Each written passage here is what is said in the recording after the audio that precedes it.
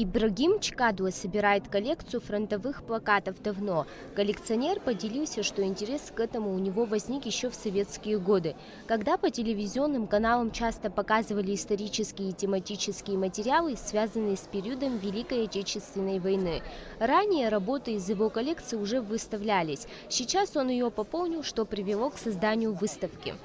Уже лет 15 начал собирать плакаты фильмов, которые посвящены Абхазии, то есть «Белый башлык» по искандеровским фильмам. А потом это, как всегда бывает, любое увлечение начинает требовать большего масштаба. И вот стал собирать. И потом есть фильмы, которые мне нравятся, я любил фильмы, в том числе военные, их собирал. А потом сейчас как-то собираю больше плакаты с 50-х, 60-х годов, но если что-то попадается редко или более раннее. На выставке были представлены как агитационные плакаты, так и непосредственно выпущенные во время войны, среди которых политический плакат, посвященный розыгрышу лотереи. По мнению директора Дома Москвы Александра Бигвава, экспозиция может вдохновить молодых людей к просмотру фильмов той эпохи. Народ пережил огромную трагедию, но добился великой победы. И наша большая задача – чтить память наших старших. И самое главное – передать ее молодому поколению. И в этом смысле считаю проведение подобных мероприятий крайне важным, актуальным, в особенности для молодого поколения. Отношение к Великой Победе и Второй мировой войне не повсеместно наполнено должным уважением.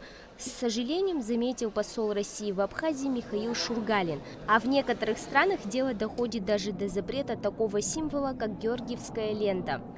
Отношения союзничества и стратегического партнерства, которые существуют между нашими странами, это не просто слова, а это показатель того единства народов двух стран, выражением которого является в том числе и ваше сегодняшнее присутствие на открытии этой прекрасной выставки.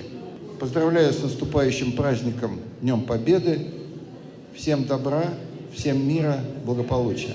Ценность этой выставки заключается в том, что она представляет собой общую для всех историю. Экспозиция будет интересна в любом другом городе или стране, поскольку является документом эпохи, отражающим, как люди переживали трудности и поддерживали друг друга в сложное время, и служит ярким примером сохранения исторической памяти.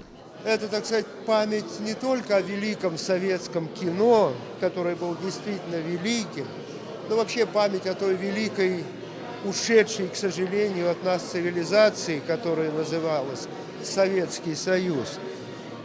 Это память о тех временах и, наверное, большая заслуга Ибрагима Чкадуа в том, что он как может сохраняет вот это вот наследие. Мероприятие организовано Домом Москвы в Сухуми при поддержке правительства Москвы, Департамента внешнеэкономических и международных связей города Москвы и Московского дома соотечественника. Милана Агарба, Давид Хашиг, Абхазское телевидение.